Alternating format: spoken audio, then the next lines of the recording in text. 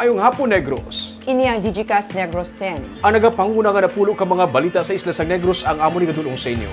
Updin niyo kami via Facebook, YouTube, kag sa among website www.digicastnegros.com. Kag sarama kami malanto sa Kika Channel 11 sa Kabangkalan City, Himamaylan City, kag Banwas ang Ilog. Kag yari na ang top 10 nga mga balita sa Negros subong adlaw. Mga petitioners batok sa pagparehistro ni Albi Benitez sa Bacolod, gindala na sa korte ang ilang reklamo matapos mapaslawan sa ERB. Bacolod DOC nagarekomenda sa gihapon sa paggamit sa face shield. Sospek sa pagpatay sa baglolo sa Vista Alegre sa Bacolod, nagsungka na. Siyam nga tuig gabata na tukiban nga positibo sa COVID-19. Sa Banwas ang Kawayan, duha ka mga barangay ginpang baha. Kag sa Good Vibes, saksihan ang moves sa isa pagid ka dancing traffic enforcer sa Bacolod. Inatanan sa Digicast Negros X.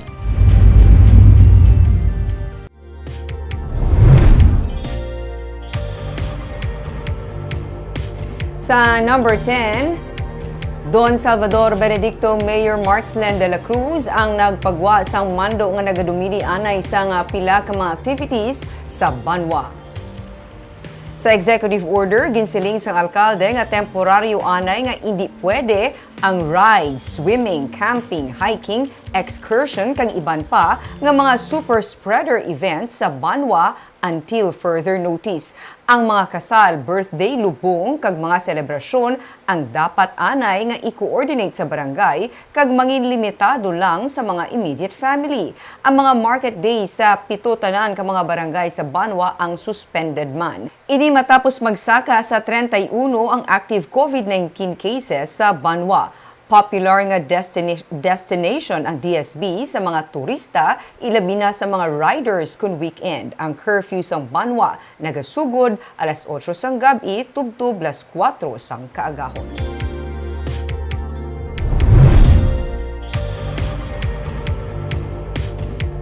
Sa number 9, duha ka mga barangay sa Banwas ang Kawayan ginbaha bangod sa mabunog nga ulan. Ginbaha sa kahapon ang barangay Poblasyon kag barangay Manuling sa Banwas ang Kawayan nga nagtuga sang temporaryo nga pag-evacuate sa mga pumuluyo sa barangay. Sunod sa Disaster Risk Reduction Management Office ang Banwa ang masobra sa 1 ka oras nga pagbubo sang makusog nga ulan sang kahapon amo ang nagtuga sang baha sa mga manubo nga bahin sang barangay. Ginausisa pa sang DRRMO kung pila ka mga pamalayang apektado sa baha kag kun pila ang balor sang halit nga gintuga sini. Samtang sunod naman sa pag-asa ang Intertropical Convergence Zone kung ITCZ amo ang padayon nga nagadala sang maulanon nga panahon sa Visayas pati na sa Negros. Gani ginapaabot sa gihapon ang pag-ulan sa pag-asa ilabi na kun hapon. Mayara man sang na-monitor ang pag-asa nga duha ka mga tropical depression sa guwa sang Philippine Area of Responsibility. Apang ang isa diri ang nagapalayo na sa PAR samtang ang isa naman gina-forecast nga hindi na magsulod sa PAR.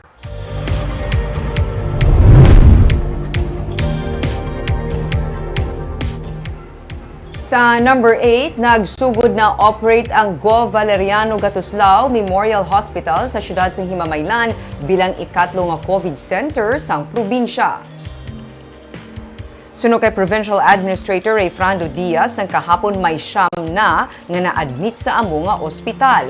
51 ang bed capacity sa nga amo nga COVID center kag ini ang ginalauman nga maghatag sang alibyo sa pagkapuno karon sa duha ka mga COVID hospital sa Cadiz kag Valladolid. Ang mga kaso sa sur nga bahin sa probinsya ang ipatuhoy sa Valeriano Gatuslao Memorial Hospital. Ang ospital sa Cadiz ginalauman nga madugangan ang COVID bed sa pagbukas sang annex sini sa masunod nga duha o kun tatlo ka semana. Samtang ginbutangan naman sang tent sa gwa sang Teresita Lopez Halandoni Provincial Hospital sa Silay City nga magaserbe nga temporary care center sa mga pasyente nga nagahulat nga ma-admit. Sarang ini maka-accommodate sang 14 tubtub 15 ka pasyente. Suno kay Diaz, ang mga maga-positibo sa COVID-19 ang gilayon nga dalon sa COVID centers kag ang mga negatibo naman ang sara nga ma-admit sa amo nga provincial hospital. Siyam na as of yesterday, I don't know kung grabe ang aton nga demand for COVID hospital beds taas. And we are happy we are able to adjust no, and to cater to the needs ng aton nga mga pumuluyo sa Negros Occidental. We don't want to leave them without any solution, no, sa ila health problem. Sa number 7,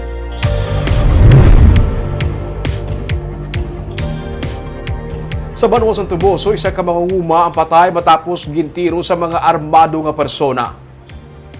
Patay ang 43 anyos nga si Johnny Dada nga isa ka mangunguma matapos initiruhon sa iya mismo nga payag sa barangay Bandila sa Banwas ng Tuboso sang Martes. Sunod sa Tuboso PNP sa pagpauli sang biktima, yara na nga ang 3 ka mga armado nga persona sa iya sinigi na tiniran nga payag nga nagahulat sa iya. Nagtingwa pa magpalagyo sunod sa pulis si Dada pero siya ang gintiro sa makapila ka beses sa mga sospek. Dugang pa sa pulis, wala man sang record sa PNP ang biktima, gani ila pa ginausisa kung ano ang motibo sa pagpatay sa iya kag kun persona.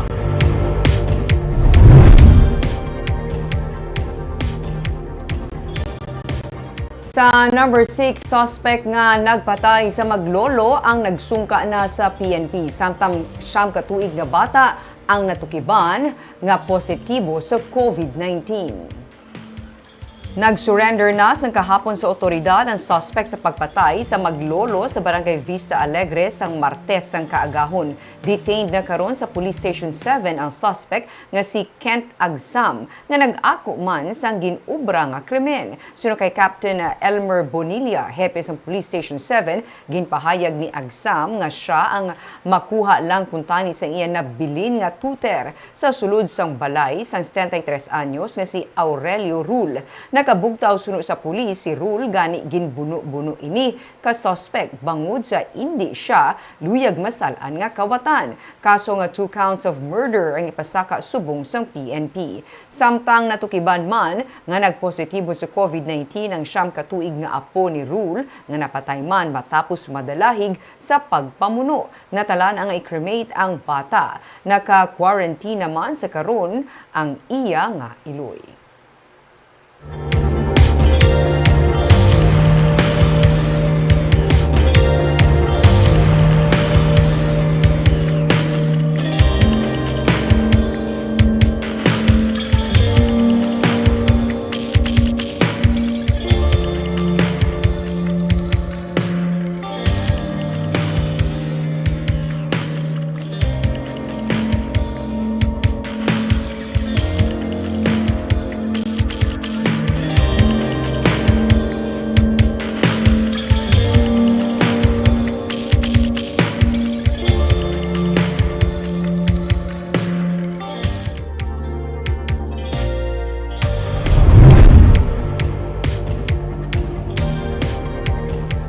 Sa number 5, 97 na tanan ka mga individual ang gin-reprimand kag gitagaan sang citation ticket bangod sa pagbayular sa minimum health protocol. Ginsaylo ang voters registration sa Ayala Mall Capital Central sa Lunes. Nangin masako naman ang ginahimo sa karon nga pagpanaway sa katapos ang Task Force Disiplina kaupod man sa katapos ang Bacolod City PNP. Inibangod bisan pa kagabihon tubtob kaagahon. Madamo sa gihapon sa mga nagalinya sa mall nga mga voter applicants nga wala nagasuksok sang face shield kag nagatuman sa pagsunundan angot sa physical distancing. Sunod kay Wilfredo Jolingo, pamuno sang Task Force Disiplina, may napulo man ka mga persona ang inisyuhan sang citation ticket bangod sang paglapas sa curfew ordinance. Pila sa ila, ang gikan sa Silay, Escalante kag Bago City kag wala man sang may nadala nga ID. Sa 97 ka mga ginreprimand halin sang Setyembre 21 tubtob 23, 15 ang naisyuhan sang violation ticket bangod wala nagasuksok sang face shield kag 6 ang nagasupak sa pagsulundan sa physical distancing. Karon nga nagapadayon ang pagdagsa sa mga aplikante para sa Comelec Voters Registration, hugot nga nagapaandam kag nagapahanumdum ang Task Force Disiplina angot sa pagsunod sa minimum health protocol, ilabi na nga nagasaka ang kaso ng COVID-19 sa Bacolod.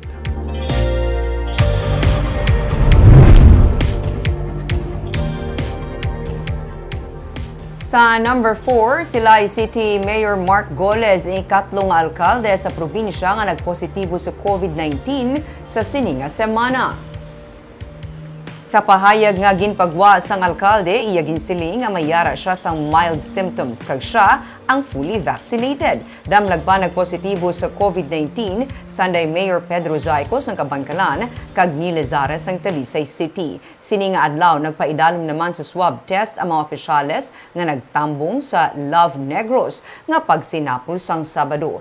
Sa test result nga na-release, nagnegatibo sa virus si Governor Eugenio Jose Lacson kag anay Congressman kag karon Provincial Consultant Albi Benitez, Board Member Ryan Gamboa kag Mayors Frederick Palangka kag Marvin Malacon. Samtang suno kay Attorney Edward Davila, ang City Administrator sang Silay, naka-lockdown sumugod subong nga adlaw ang City Mayor's Office tubtub sa Domingo para sa disinfection. Kag magabalik ang pagbukas sini sa Lunes. Naka-work from home naman ang mga empleyado sang among nga talatapan. Wala sang maiging swab sa mga empleyado sang CMO. Bangod sa contact tracing, wala naman sang nakabig nga close contact ang alkalde. Italakdaw na namon for purposes of disinfection. Wala man siyang ay man siyang any close contact sila mo. Ang ano lang siya after sila na once na mag-disinfect, lang i-spray na lang until the weekends nga hindi na lang din mag-open. Kaya para at least may time pa man lang na makasungaw-sungaw man lang na hindi na mag-circulate mga virus.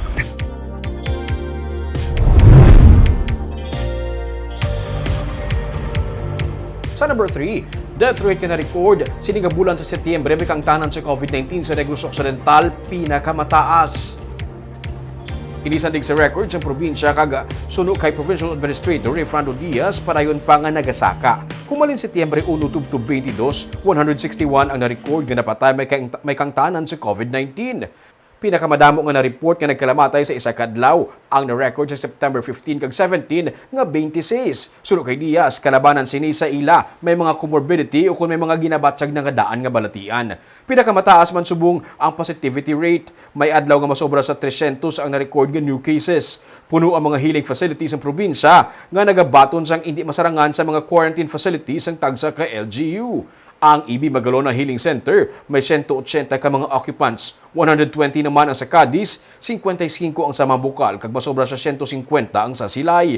Wala nagauntat ang Panguluang Probinsyal sa pagpahanumdum sa pumuluyo nga ipaiway ang mga hindi importante nga helikoton kag magtiner sa tagsa ka mga puluyan kasubong man ang pagsunod sa health protocols.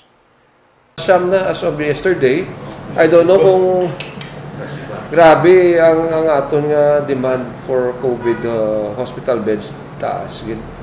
And we are happy we are able to adjust, no, and to cater to the needs ng aton nga mga pumuluyo sa Negros Occidental. We don't want to leave them without any solution, no, sa ila health problem.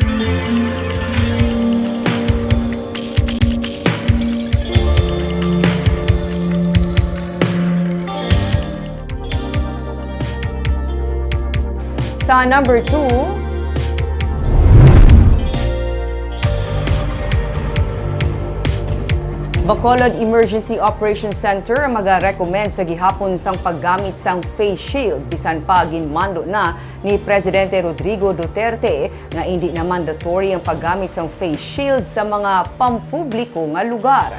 May report si Nico Delfin. Liwat niya gin-anunsyo kagabi ni Presidente Rodrigo Duterte nga kutob na lang sa mga close kag crowded areas kasubong sa ospital kag sa mga close contacts ng COVID-19 positive iga-require ang paggamit sang face shield. Butang aging kalipay naman sa mag-amay nga Pepe kag Jelica de la Verges bisan pa nagabaligya man sila sang face shield sa downtown area sang Bacolod. Ginsiling ni Pepe nga mabudlay para sa iyang maginhawa bangod may edad na, amuman para kay Jelica nga nagabusong. Budlay mag-facial ka daw, hindi ka may kaginawa. Lagi ko normal na ginawa facial, mas okay lang na yan. Pa kami nagabusong, kinanalan gid sa bahangin, kag dapat makaginawa gid. Di ka budlay kung may facial pagid. Pero suno kay Dr. Chris Sorongon, Deputy for Medical Data and Analysis ng Bacolod Emergency Operations Center, dako ang mabulig sang face shield upod sa paggamit sang face mask agod mapunggan karon ang pagsaka sang COVID-19 cases kag deaths tuga man sang COVID-19 Delta variant. The benefits should always outweigh the risks. No? Ang benepisyo niya hindi na masagang kumpara mo sa risgo nga madala niya sa but mas laban pa ang benepisyo kumpara sa risgo. Kaya kung mag-face shield ka, ang mata mo protektado. No, in kaso for example, istoryanay ka mo sa tupad mo, gulpi lang nag-sneeze siya, gulpi lang nag-ubo siya, di igo kita mata mo, may igo ka sa droplet infection, di laban-laban kung may COVID, to nalatnan ka na. Ang katapos ang sangguniang panlunsod, ang natalana pa nga magatalakay angot sa ginapatuman nga local ordinance bahin sa mandatory use of face shield, karon nga gindeklarar sang presidente ang pagkakas sang face shield. Pero iga-recommend gihapon ni Sorongon nga ipabili ng paggamit sang face shield agod nga mas mapangapinan ang pumuluyo batok sa COVID-19 infection. As of September 22, may 1,749 ang active cases sa Bacolod kag nagalabot na sa 436 ang COVID-19 related deaths. I will definitely ask our uniform personnel, our BCPO, our BITAO, no, our task force disciplina to really enforce the use of face shield in public places, in public transports, in malls, everywhere. Kundi ka mamagkanto. Kaya ti amo ini isa sa mga panagang naton para hindi kita maigo ni COVID-19. Pero samtang wala pa maligwat ang natukod nga ordinansa, magapadayon gihapon ang hugot nga pagpatuman sang ordinansa angot sa paggamit sang face shield sa mga pampubliko nga lugar sa Bacolod. Nico Delfin para sa Digicast Negros. Kaag sa numero 1 sa mga balita, subong nga adlaw.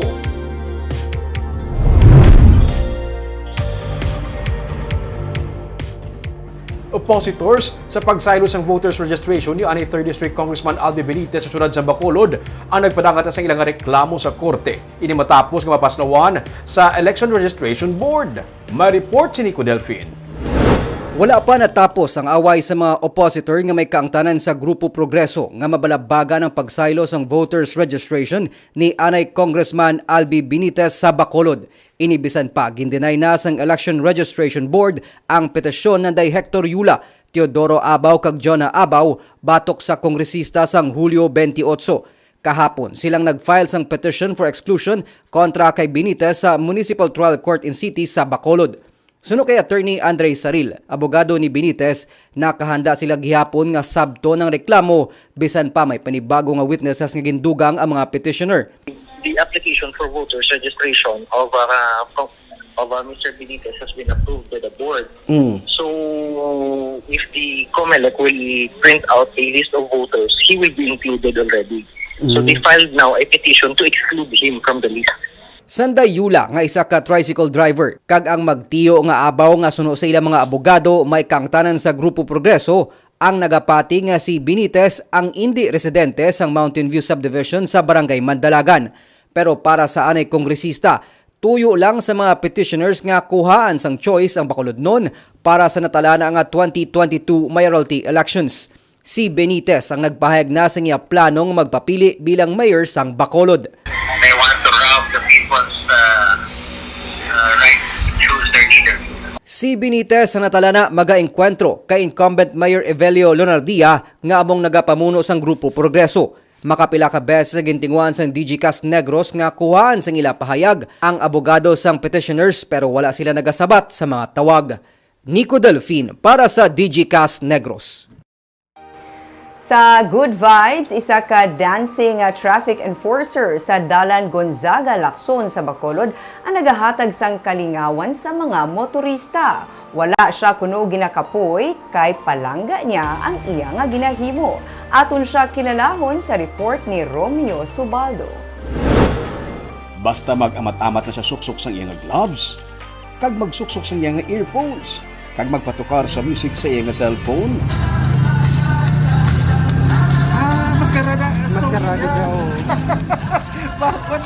Handa na si Araceli Abad o kung si Nonoy sa iya pagpabala sa tunga sang Dalan Gonzaga Taglakson. Amat-amat siya nga nagalakat patunga sa iya nga entablado. Ang karsada, antes maghanot, may gamay nga warm-up. Dugay-dugay, kibuto niya na lang kasang pitik sa iyang lawas.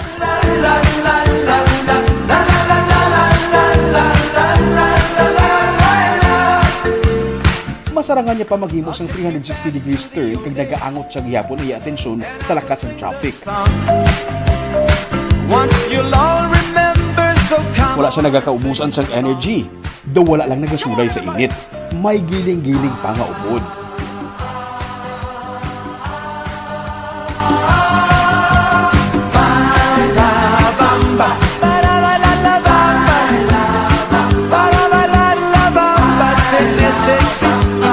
Pati mga pasahero sa jeep nagakakibot. Performance? Ang iyabadi nga si John Espinosa, bilib sa kay Nonoy, kada adlaw, performance level ang iya nga pagkumpas sang iya nga kamot. Excellent performance. Ikaw sa nula ka mo na? Wala sir, malingin siguro ulo ko sir. Lain niya sa nang Wala tama siya ka energetic. Energetic. 5 years na si Nonoy nga traffic enforcer. Naingid siya kung may upod nga saot ang pagpadalagan sa traffic kay hindi siya makabatsag sang kakapoy. Gawa namin maninaw, hindi kaya bla makapoy bla kaya ang tao, kakita si mo, ka-active ko sila si mo, yung sa kapoy sila sa pagbiyahe. Nakita nila nga doon namin yung enforcer bla ka saot kaya. Sagad sa dancer siya sang una. Sa una, nagalantaw man lang siya sa mga masquerade dancers nga nagasinaot. Subong, ini naman ang iya nga gina-perform. Ang maskara dancer na yan, gamay po ko na, kaya lantaw lang ko na iya sang maskara. Oo. Iya, ulit, sa ulo ko nga mag-traffic ko, namin dito butangan sang tao. Istorya ni Nonoy, antes naging traffic enforcer, nag-tricycle driver siya, nagkargador, nagsunod sa pagka-construction worker, nagalibod sa fried chicken, kag nagbasurero. Sa pagka-traffic enforcer lang siya kuno naglawig kay pamatsag niya, inigid ang trabaho nga para sa iya. Palangga ko mo bro. Siya bigado na huya ko palangga ko mo bro. Palangga ko mo gidya. Kaya mudre ko ya makakbati sa uli, reading ako niya. Itulitan na sa kapangabuhi ko. Dili na niya man ang kubang aluyan magidya nga madugayan ng pagka-traffic ko yati abuhi with yung kabataan.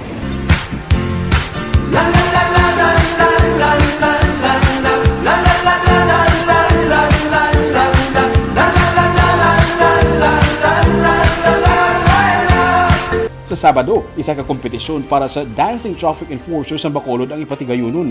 Kag isa siya sa 16 ka mga mapasimpalad bilang Best Dancing Traffic Enforcer sang Bacolod. Barb, actually, nalabihan ko lang siya sa dalan. Doon nalingaw ko sa ilang tawon nga may pitik kanyang lawas. Yung mga kuhan-kuhan ka diya. Duwa mo si Makasagal. Ay, di mo kita. Ahuya man ta. Pero lingaw sila, Barb. Especially sa kag-drive ka, malabay ka. Grabe ka energy sa tao. Oo. Kag mo ina ba nang kis aming di ba gugtas ka na kung traffic, may mabusina, may tanan-tanan, pero there biskan ano pag kinatabo, may nagasaot sa tubang mo. Oo, kag ginakadem pa sa iyo sa jeep nagkakakibot ka doon. Oh!